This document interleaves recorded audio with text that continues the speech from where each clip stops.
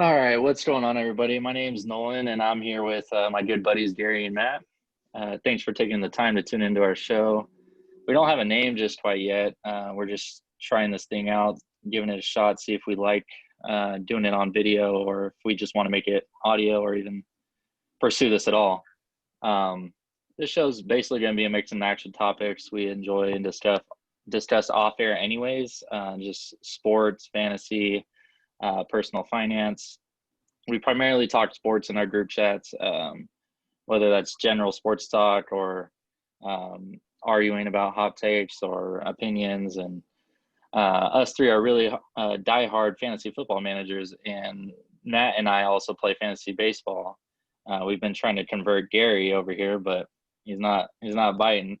Um, but we also dabble in as we get older with like personal finance. So we like to talk stocks, company analysis. That's more Gary's alley. But I enjoy budgeting tips, investments, general money strategies, anything that can make me better and my friends better.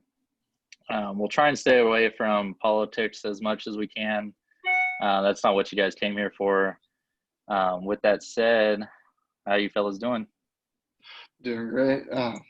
Only little comment though on your not playing fantasy baseball. The only reason I'm not in your league is because of this pandemic. So I just wanted to make it clear that I do intend on actually. That's fair enough. It's not even being ran this year, so We'll let it slide. how you doing, Matt? Doing good. Glad to be here. I'm excited. We've all three kind of just shot the shit, excuse my language a little bit, for probably 2 seasons now. 2 whole years, I'd say. We started throwing out there, hey, it'd be cool if we could do this and do that, and here we are. So it's kind of nice to see it all come together, and gonna give it a go, see how it goes.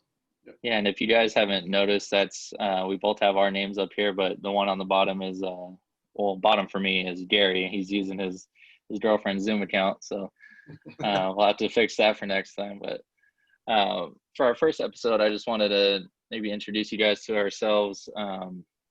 Maybe don't have to get too personal, but give us a little bit of background on like some sports related stuff, some of your favorite sports, your favorite teams, maybe some favorite players, why you like those players or teams, just anything you want to go to. So Matt, why don't you start us off? Yeah, diehard sports fan. We'll just go to 4 main sports. Big 49ers fan. Born and raised. I don't mean to cut you off, but when you say Big Four, does that mean hockey or does that mean soccer? Because I know some people are picky about that. I guess you're right. I'm hockey. All right, so Big Four for America. Yeah. We got to make that clear. Baseball, I'm a huge Giants fan, so staying in the Bay Area there. As for basketball, I'm a Lakers fan. It was a tough one last night, tough pill to swallow. Dame got the best of us. And as for hockey, I'm a Sharks fan, so sticking to the Bay Area. Okay. Players, I won't really get into players. 49ers have too many greats, as do the Giants, to be honest, to even get into. But what's your all-time favorites? All-time favorites? I'm gonna go for Niners. I'm gonna go Jerry and T.O. I'd say T.O. probably more so than Jerry, just because here I am, 26, almost 27. That's who I primarily grew up watching was T.O. T.O. was my go. Yeah, and then Giants, Barry Bonds, baby. So Matt's loyal to the soil. What about you, Gary? For me, I'm originally from Southern California, but I'm living up in Sacramento now, so I kind of get a little bit of hate from all the Northern fans. But I'm a Lakers fan, I'm an Angels fan, and then the random one is the Philadelphia Eagles. Big Eagles fan. Flew out to Philly last year to go watch them play for the first time at the Link, and that was a pretty cool experience. Favorite all-time Eagle, though, definitely has to be Dawkins. That dude was just fun to watch. Everything he did with energy to the highest level. He's a great person and a great football player, and just a true example of what a professional athlete should be. Then, of course, for baseball, I get to watch possibly the greatest player of all time, Mike Trout. So, having him around is definitely something I really enjoy. It's helped me get through the tough years of how bad the Angels are, but you gotta take what's given to you. So Hey, if Mike Trout could pitch, you guys would be all right. Yeah. And in my opinion, I think he's on track to be the GOAT. If you want to take away the whole PED scandal away from Bonds, which I'm on the fence on because everybody at that time was using it as well. He just happened to be the best. So for mine, and I don't know if I've told you this, Gary, but I did go through a little spell where I was an Eagles fan when I was a kid because of T.O. And I liked T.O. and I liked McNabb. I was more like what was that? They had an NFL 2K game, right? Back then? I think T.O. was on the cover, and they were just super fun to play with. But that was more of just a favorite player type of thing. I wanted to see T.O. succeed, and I was a big Michael Vick fan too. But get into my teams, and my teams are kind of all over the place. I guess you could call my child self a kind of a bandwagon or like a front runner. My baseball team is the Yankees, obviously. My football team are the Chargers. Basketball team's the Suns, and then for college I like Duke. So the background behind that is just my favorite players at the time. The Yankees, it was pretty easy. The core four with Jeter. Chargers, they were super electric to watch with LT, maybe the best bat, maybe the best player in the game at the time. Running back getting MVP is pretty special. And then the Suns, they were just super fast paced. They were kind of like a futuristic team at the time, playing super fast, scoring a lot with D'Antoni back then, and Steve Nash. And then Duke, I really liked JJ Redick in college. A lot of people did not like him, but I thought he was super wet. And yeah, I might have been a front runner at the time, but as long as I stayed loyal to them, I think that's all that matters. Obviously, the Chargers and Suns haven't won anything, but Duke and the Yankees have been able to get something done for me. So, favorite players right now, I'm a big LeBron fan. I don't know how you can hate on the man. Does everything well. So I like to see him succeed, even if he's in a rival team now. And then I'm a big Trout fan as well. Just respecting greatness overall. I like Brady. Excited to see what he's going to do on a new team this year. It's going to be weird, but I'm excited. And do you guys have any special like sporting event moments you've been to, or future plans or memories that stand out? Future plans, those have kind of all been put on hold. We were all planning to go to watch the Niners and Eagles play this year, but that's not going to happen. So, but I mean, as far as sports memories go for me, probably one of my most favorite was watching the Shaq and Kobe Lakers win all those rings. I mean, and just watching Kobe's career was quite entertaining and just a great time. And ever since then, we haven't had the brightest of years. But were you able to see him live at all? I was when I was young, though, so it's. I don't want to say that I got to see him too much. Unlike my other teams that I've gotten to see as I got older, unfortunately, basketball, I just didn't go to as many live games when I was younger. But I mean, that would probably be the greatest sports. And otherwise, it would definitely have to be when the Angels beat the Giants and stole that ring from Bonds. I know that's one that hurts Matt a little bit. Hurts, man. But I'll piggyback off you because two of my proudest moments were both revolving around Barry. I saw him punch his ticket into the 700 club in San Francisco, hit his 700th home run, and then I saw him hit. Did he tie? Is Ruth 714? Because I saw him tie Ruth in Oakland. Really? So I saw both of those. That's cool. Yeah, he broke it at home, right? 715 at home. Yeah. Yeah, I remember that, dude. That was nuts. I don't know if it was just because we're local to SF and it just seems bigger, or it was a national thing, but I remember like the tickets were just absurd, and like people were like going for those specific like right center tickets, and like the bay was like freaking littered with people. It's like just trying to get an attempt at getting that ball. And I remember the person that did get it just got like trampled, and they had to like escort him out, and like Well, it's it funny was you say, crazy. with these, it makes me think of the E60. Not to get off on a tangent, I'll keep it quick. But the E60 with Sosa and McGuire going at it that year, for the That was fun. for the crown. Yeah, I was too young to realize it, but I mean, it was probably the same feeling, same environment. I mean, it was crazy. It was pandemonium. Honestly, I know like Matt with our fantasy baseball, like I don't know if you've ever like went and looked back at like some of the studs during like the steroid area, but like have you seen some of their like box scores, like their season long stats? I haven't looked back, at least recently. Dude, when you get a chance, go look at like Bonds' peak years or like McGuire's, like ridiculous. We're talking like Bonds had like a 500 LBP Yeah, and yeah. like stupid, Major dude. Just outliers, like right? Major outliers yeah, from the rest of the pack. yeah. How about you? For mine, I've been pretty fortunate to see quite a bit of stuff.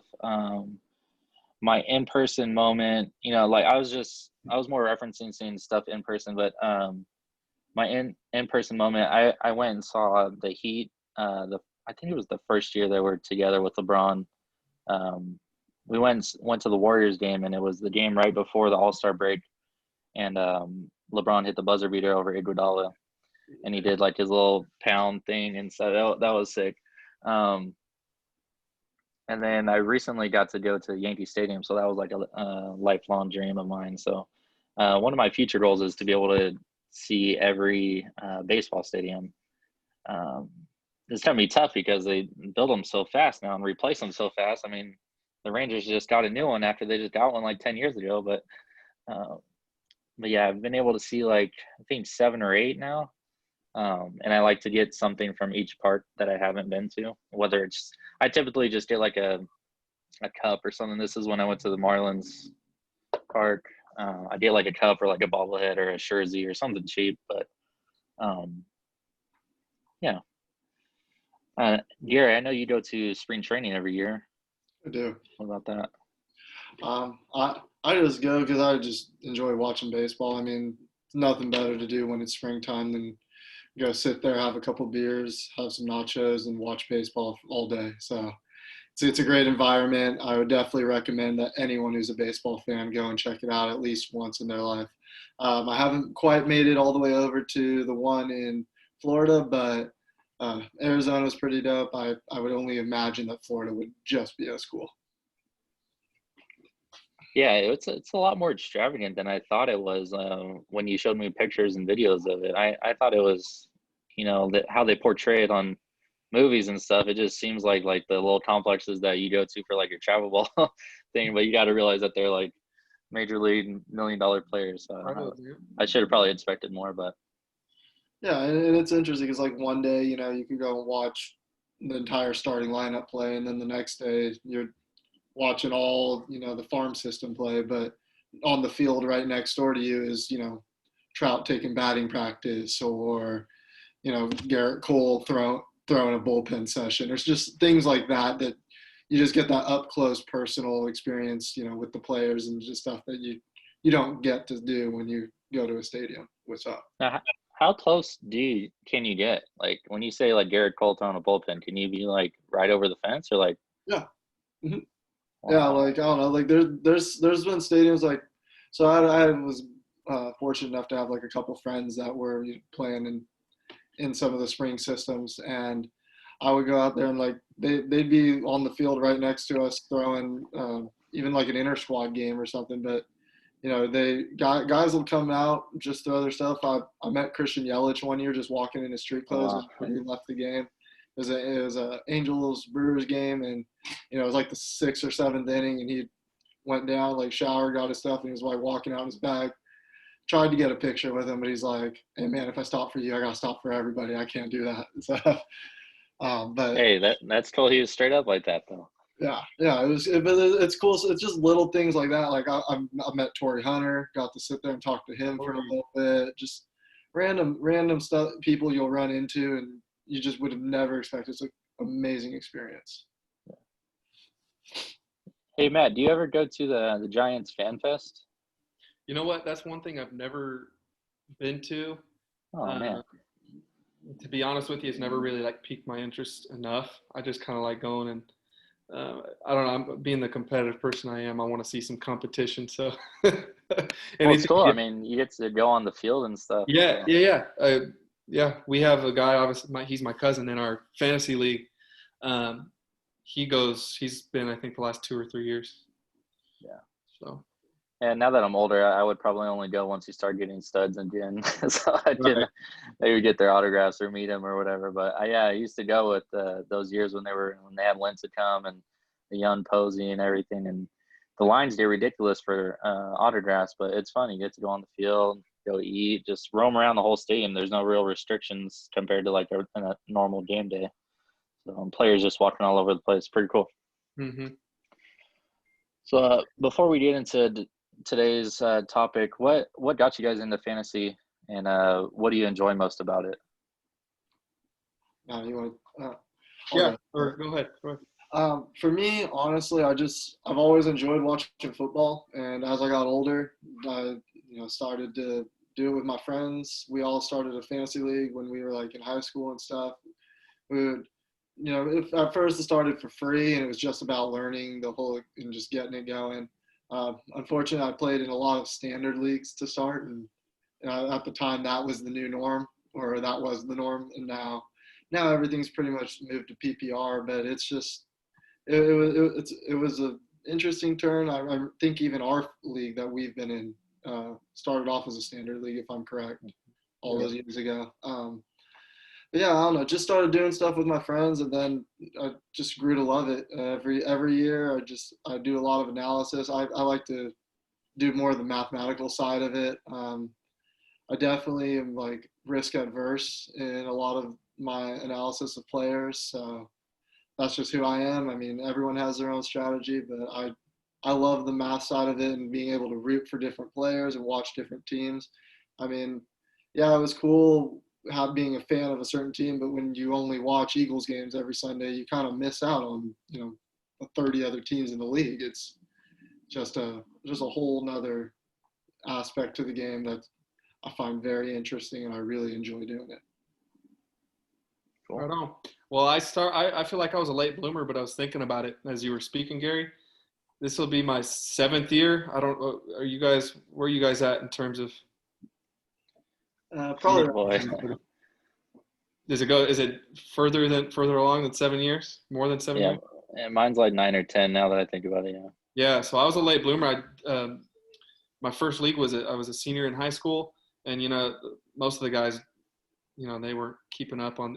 They wouldn't really be that active. I was the only one, and so I was kind of, the more competitive the people are in your league, the more you're competitive.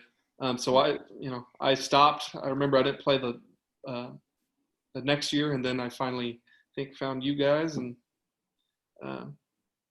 we're going into the fifth year? Fifth year, yeah. Fifth year, yeah. I feel like that's I feel like it's it's a way to kind of keep in touch with your buddies and stuff.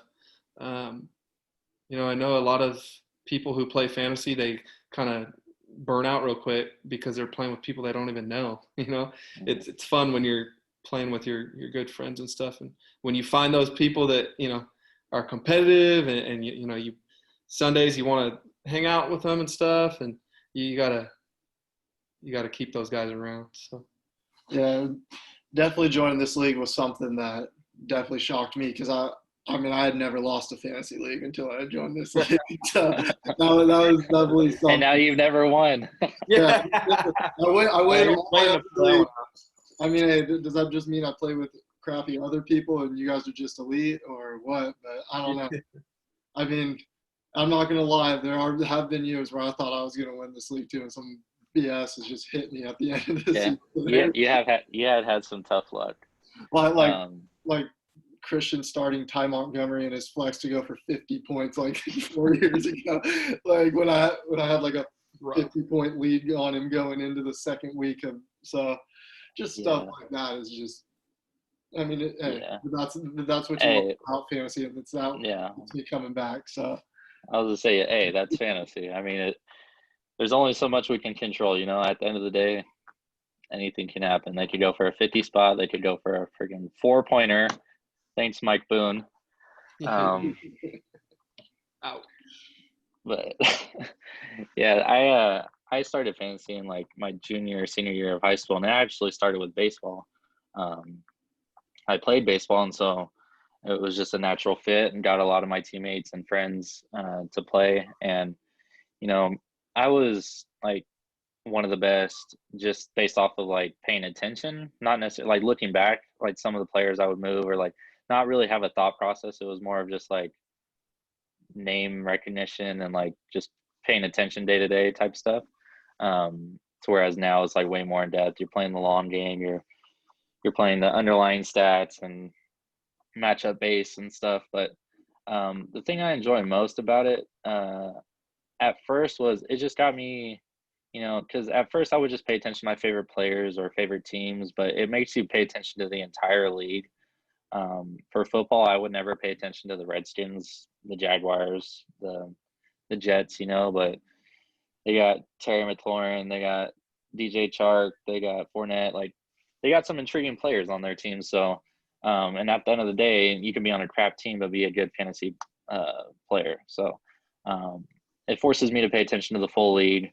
And then I also like the camaraderie aspect of it. Now that we got like a pretty tight knit group, I used to be in those leagues where you just kind of like talk about like when's the draft. You just draft online, don't even get together to do it, and then don't even have a group chat throughout the year. You just talk on like the message board or like when people want to trade and stuff. But that was really it. But joining this league and then becoming commish of it has really made me appreciate that aspect of it, because now I force like any league that I'm a part of to have like a group chat or like have some type of camaraderie. But it gets hard to control the group chats, but I wouldn't have it any other way. So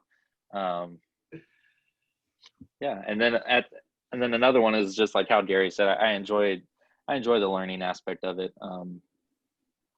Anytime my friends or fiance ask like what I'm doing, and I'm just like on my phone, I'm just reading, and it's like my reading is like reading a fantasy article or reading a personal finance article, like we discussed earlier. So it's always like one of three things. And so it's a I hobby, just right? it's my hobby. Yeah. And it gives you a chance to enjoy it with other people and also potentially win money on it too. So the money's always fun. yeah. All right, so today's topic, we were thinking of giving just general like fantasy draft tips and strategies. It's draft season now, or is it coming up in 2 weeks now? 2.5 weeks? Or a week and a half, right? I don't know. It's on the 5th, I know that. And so we'll just kind of rattle off a couple. Don't really have a number that we want to do. Just, start off and we'll piggyback off of each other. So Gary, why don't you start with this? Yeah. So we kind of talked about it a little bit before, but we were just going to go with middle round targets. Someone I'm really high on in the middle round is definitely Calvin Ridley, and it kind of fits into one of these draft strategies that we're going to talk about today. And that draft strategy is more, don't worry if the player is the second receiver on a team, if he's, not the main focal point of that offense. The whole aspect is to look for opportunity. And you look at the amount of vacated targets like from Austin Hooper, and I don't think that defense got much better. We know they're not a good running offensive line, so that means they have to throw the ball. Austin Hooper left, great. Hayden Hurst came in, but we haven't seen anything from Hayden Hurst. We have seen signs of greatness from Calvin Ridley. I mean, he had 10 touchdowns as a rookie. Like that's just insane. I mean, and I'm willing to bet on someone like that who is the second option on a team more than, say, like a T.Y. Hilton, who would be a first option on, or supposedly a first option on a team like the Colts. So would you say it's more of the tip is more of like dig deeper into this situation? Yeah, yeah, dig deeper in the situation, look at the opportunity. I mean, at the end of the day, like, some people are going to completely disagree with that, but that's just how I analyze it. I like to look at opportunity and potential and situation. We talk about how sometimes, you can be the most talented player in football, but situation trumps talent. At least in fantasy. Maybe that's not how it works for real football, but at least for fantasy, it does more often than not. Right, and to piggyback off that, I think Calvin Ridley's a great example. When people think of the Falcons, they think of Julio Jones, right? Probably the best receiver in football, in my opinion. Um, and they have Matt Ryan. He's an, I don't know, elite, but he's that next tier. And they're definitely going to sling the rock. So, I mean, there's definitely more. There's definitely more of the pie than just Julio Jones. Um, and your point on sometimes it's better to be the number two in a high volume, good offense than the number one on a bad offense or low volume offense. That's a great point. I mean, talent wise, I would rather take Stephon Diggs over Calvin Ridley, but fantasy, give me Calvin Ridley 10 times out of 10. I don't want to be a part of Josh Allen. I don't want to be a part of, you know, dealing with the injuries that Stephon Diggs has on a weekly basis. He freaking steps on a rock and he's out for the third quarter. Like, I don't want to deal with that nuisance. But if he was on the Falcons, even if he was the number two, like he'd be ranked higher than Ridley for me. So I think that was a great example. Matt, what do you got? Yeah, I like that. I mean, I'll even piggyback off of that. If you're torn, getting back to like draft approach, if you're torn between two players, like let's say Calvin Ridley, who would you guys throw out as a similar valued player to Calvin Ridley? We'll say X AJ player. Brown.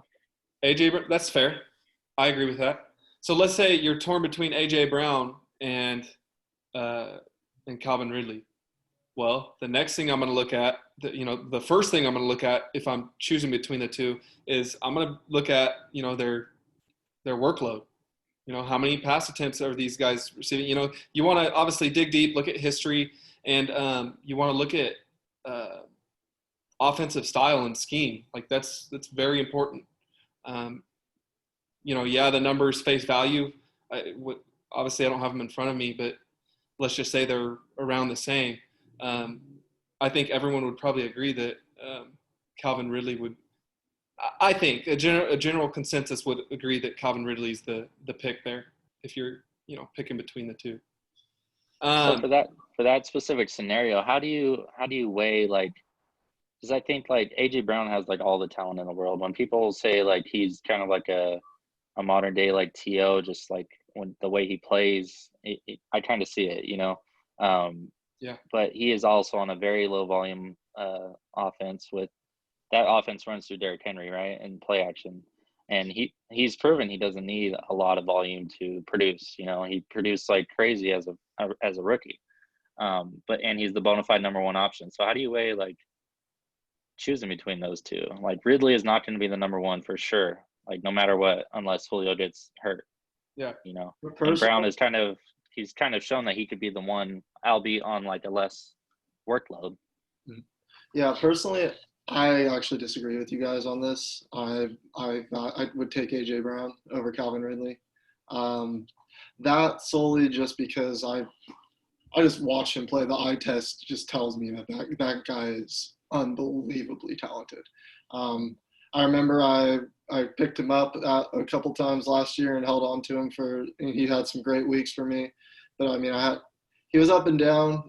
But this year, I really believe that he's going to take that next step forward.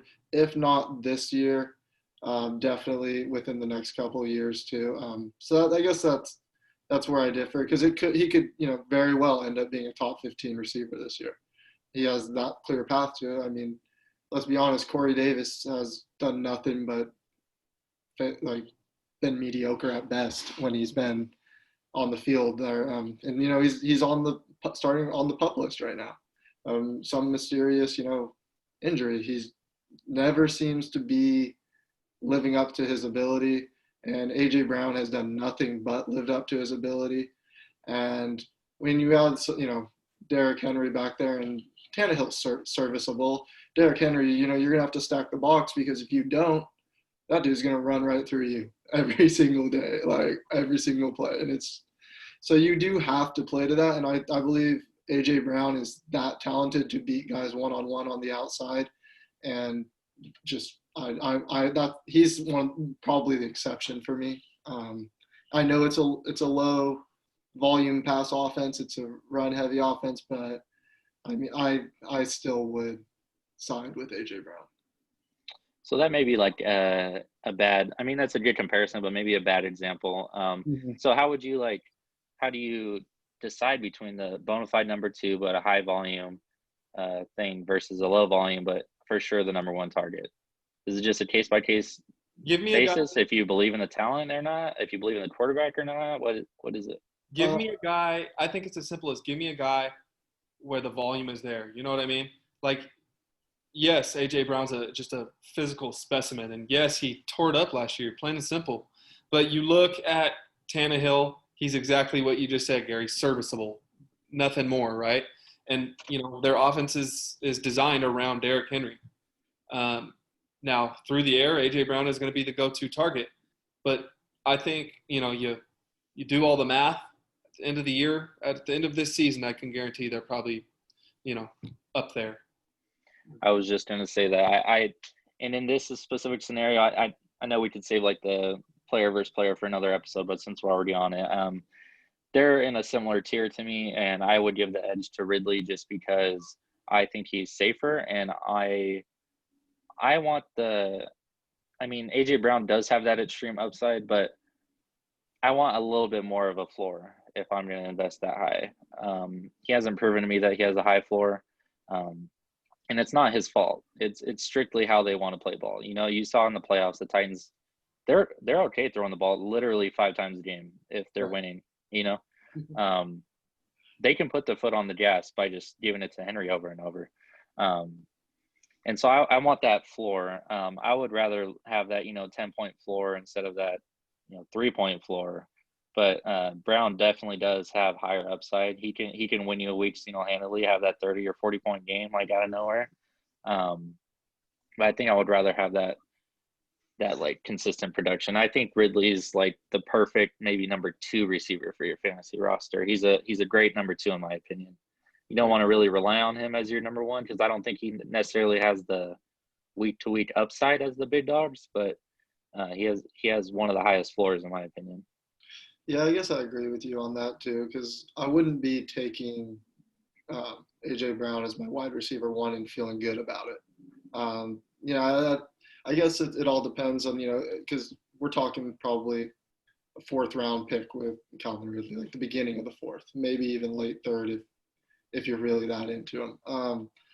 But I just, because kind of lost track of where I was going with that one. Sorry. But no, I like that you came out and said like that you didn't agree because, I'm thinking about it here. And I think if there were 10 people, a 10-man league or something, and you were left with the choice of Ridley or A.J. Brown, I think it would probably lean 6. And maybe this is just my personal bias. I think it would lean 6 probably would take Ridley and 4 would take Brown. Yeah. I think that's how close it is. You know what I mean? Yeah.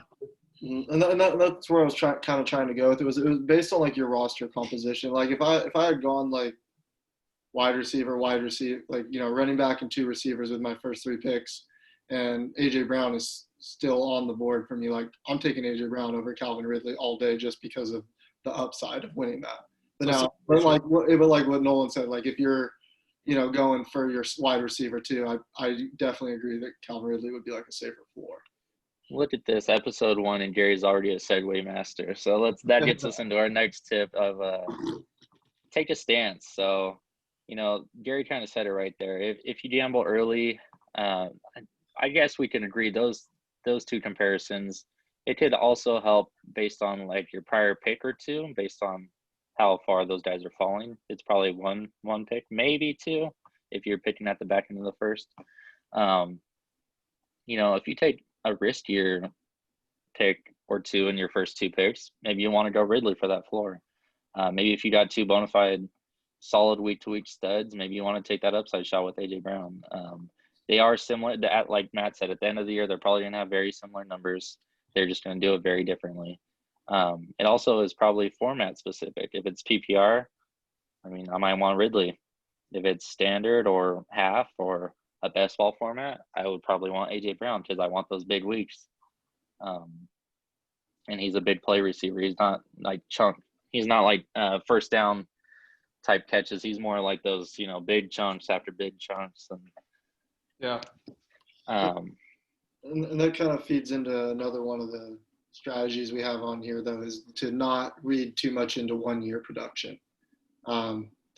Yeah, I mean, it's great to have someone who's had 1 year production like A.J. Brown, like a Kenyon Drake.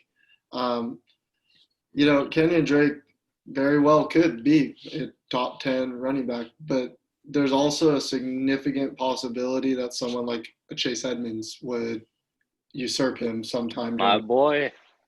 And so, like, I mean, you got there's a reason why they weren't, elite producers every single year. Maybe it was just a bad situation. You're going to get some of those wrong, but more oftentimes than not, if you err on the side of caution with 1 year players, you're probably going to be okay. Like one guy that I'm completely off of this year based on 1 year production is Raheem Mostert. That guy has been on 7 different teams at this point in his career. He's had 1 good year, and now all of a sudden everyone's treating him like he's the bona fide RB1 in San Francisco offense that runs the ball 400 times a year.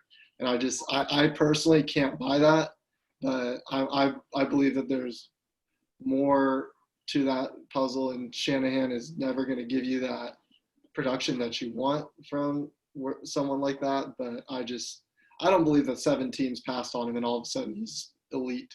So remember, Gary, you just provided us with a argument for your the other side to to your argument, and saying that we're going to run where the Niners are going to run the ball 400 times. That's exactly why you want him, right? Volume based. So he's not sexy, right? You don't view him as a top 5 rusher in the NFL, but for fantasy purposes, he's more than serviceable. You know what I mean? Like, I think not only volume based, but also system based, right? Everywhere Shanahan has gone, it's not only the passing game, and recently it's more of the running game, right?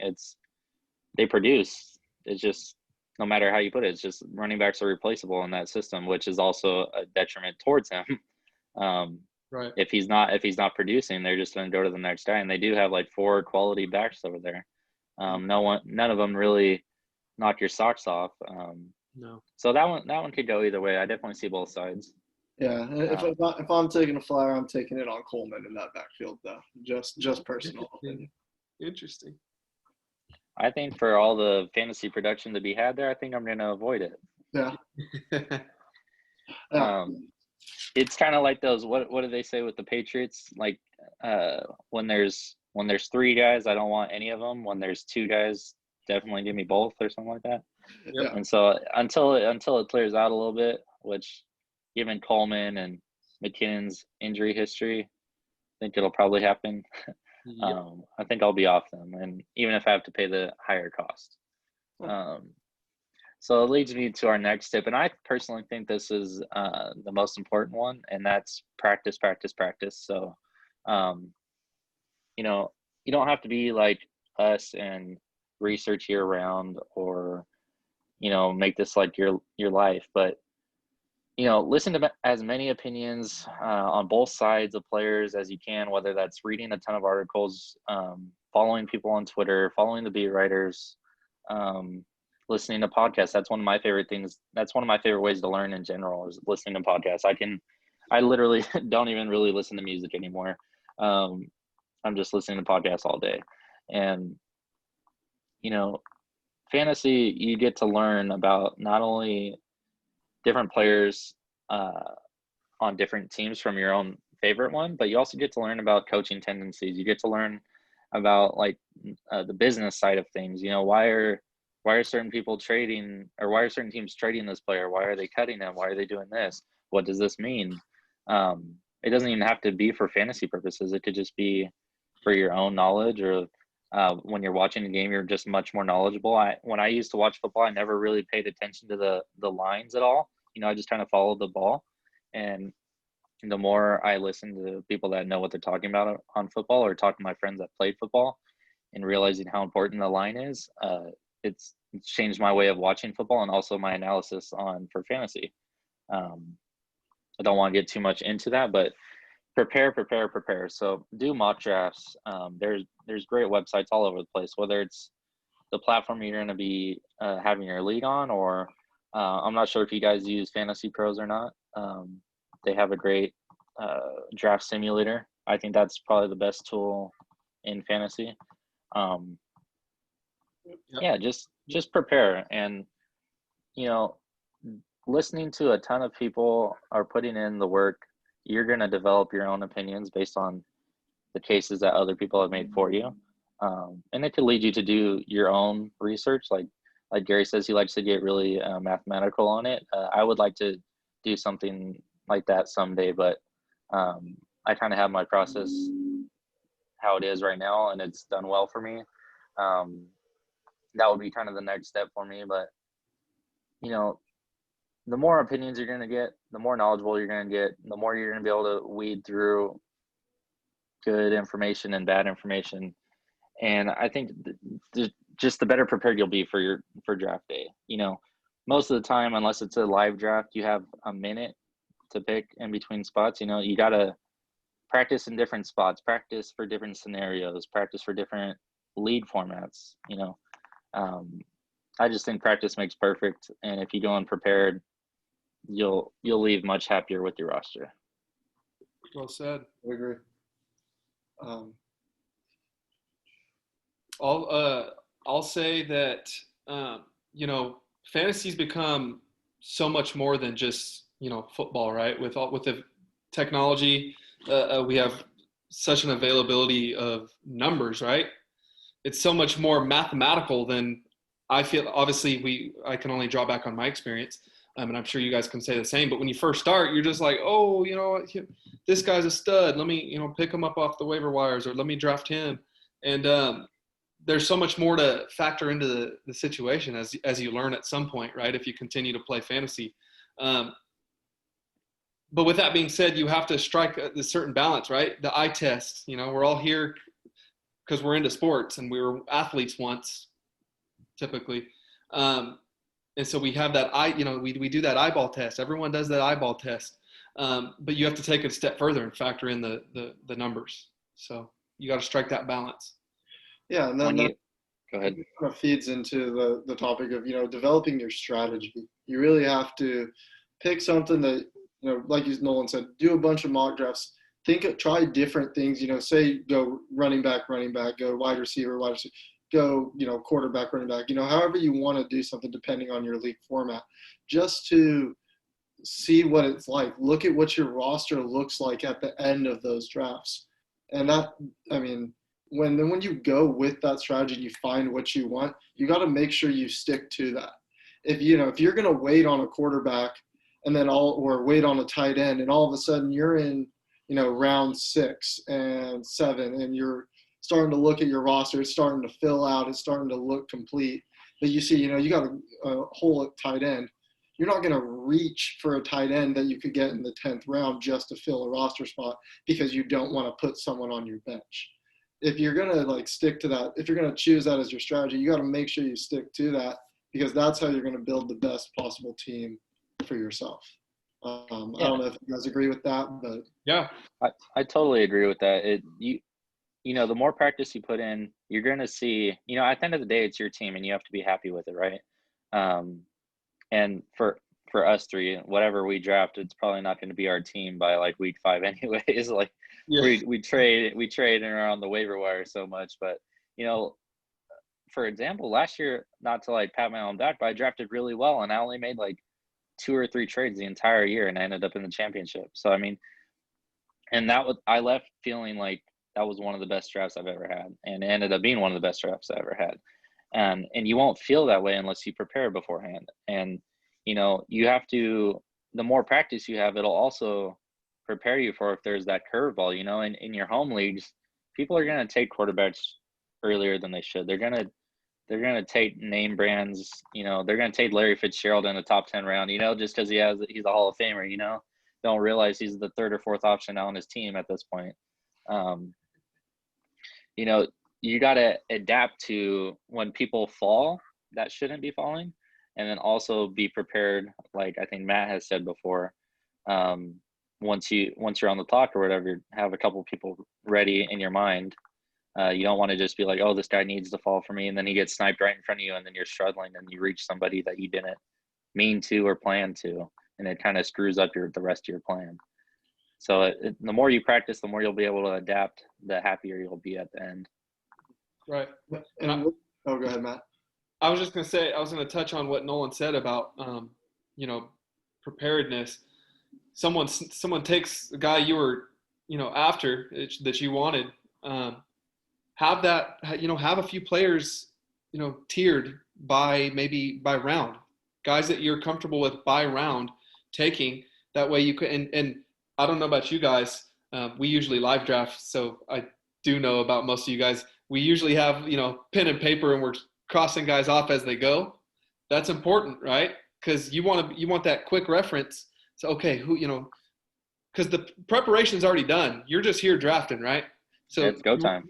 You got to trust that paper that you know, that's your. What do we call that paper? What do we call that paper? Cheat sheet. There you go. That's our next tip, Gary.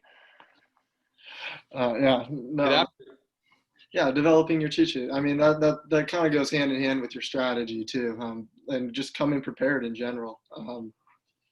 I mean, it kind of just is the most important thing you can do, like in fantasy football. It will determine whether or not you walk out of there happy or not.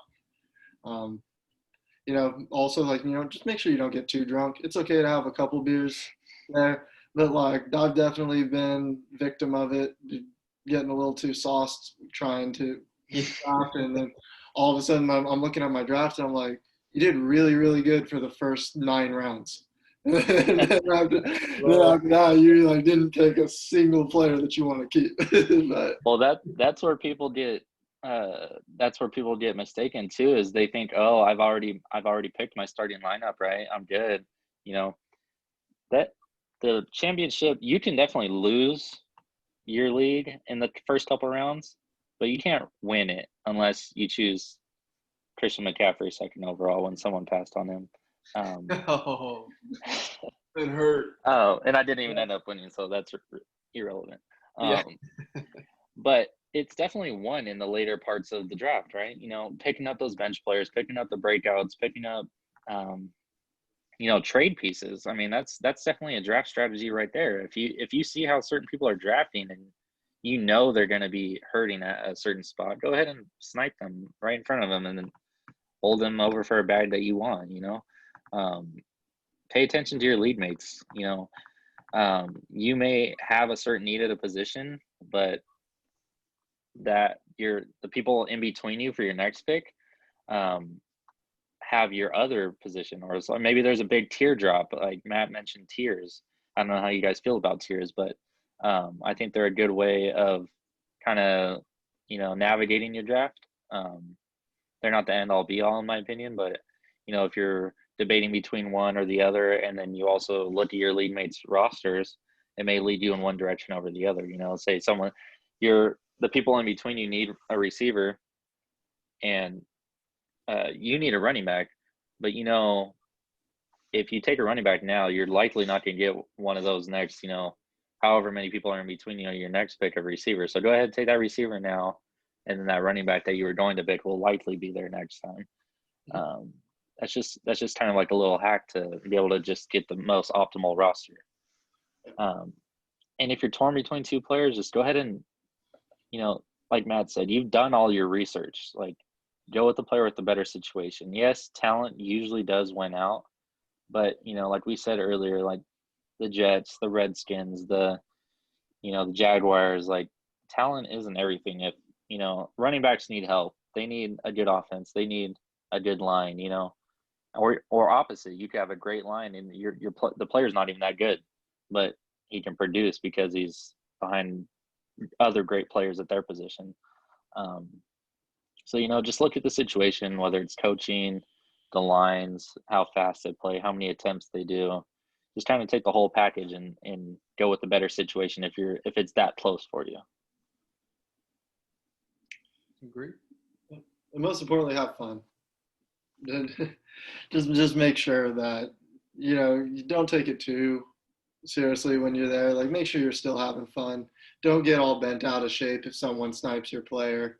Just you got to roll with the punches. Don't let one losing out on one player ruin the rest of your draft. That would be something, because you don't want to go into panic mode, and the best way to avoid panic mode is to just have fun with what you're doing. I mean, we're all there to have fun.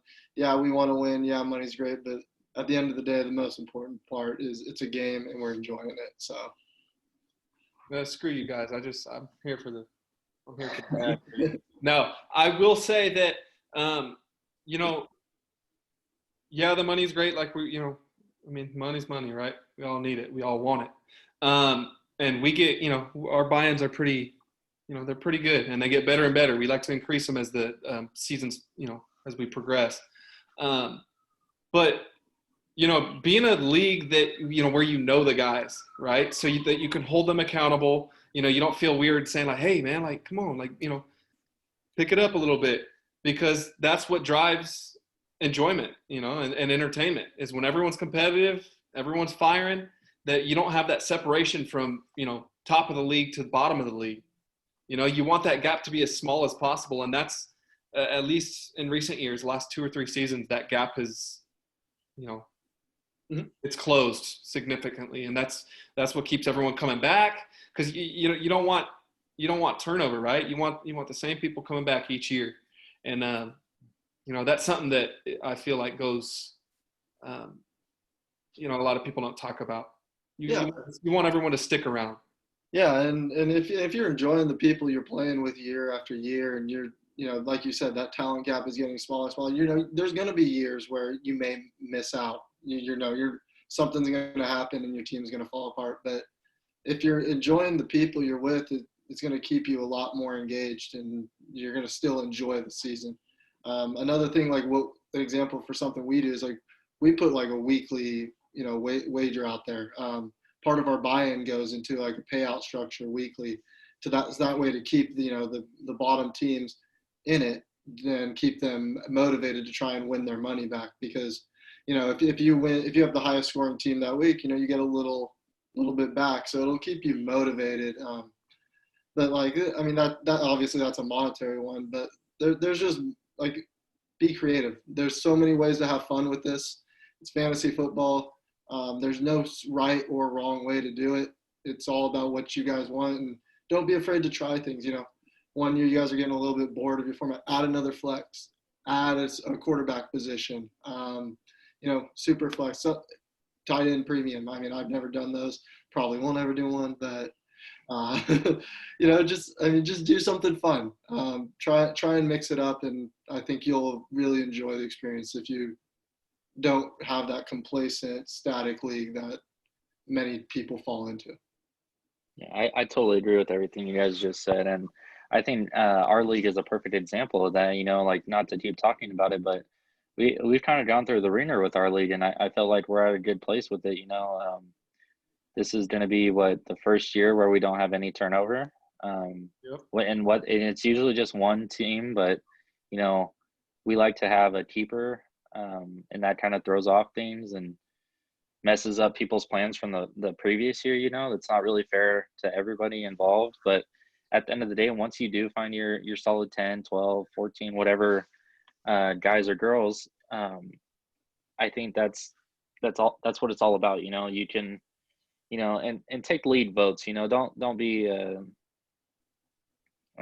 what's the word I'm looking for? Don't be a dictatorship. Like, don't let sometimes I'm like the deciding factor, or like I have to crack the whip, but that's just more like to keep it in order. Like, everything gets put to a vote, whatever the vote happens, that's what it is. Like, there's no lobbying after. It's just is what it is. Like, Gary mentioned the weekly pot that we have. That's something to keep the lower teams entertained throughout the year, so it doesn't affect the playoff seedings. It doesn't affect matchups later on where there is money on the line. Try to like keep it as fair as possible for everybody. And get creative. Have a punishment for last place. Have a trophy for the champ. Have certain. Try to allocate as much money as you can to multiple people without getting carried away. Or give chances to win it, I should say. Yeah. Alrighty. What else? Last thing I wanted to say was just know your rules, whether it's your league specific rules or your format. This will dictate your research and your practice beforehand. Know the settings, know the scoring, know when do waivers roll. Is it fab? Is it just waivers? Is it should I go for the moon, and is there a payout for the number 1 seed? Is there a bye week? Is there that can all factor in how you manage your team. So just read up on it, and it all starts at the draft. So if you can afford to sit on a player for 6 weeks because you think she's going to be worth it, like Miles Sanders was last year, then go for it. If you trust yourself to make the moves, go for it. If not, if you want to get those weeklies early, if you want to get ahead early, whatever, then maybe go somewhere else. Someone that will help you win in the first couple of weeks. Nothing wrong with that. So just know your rules.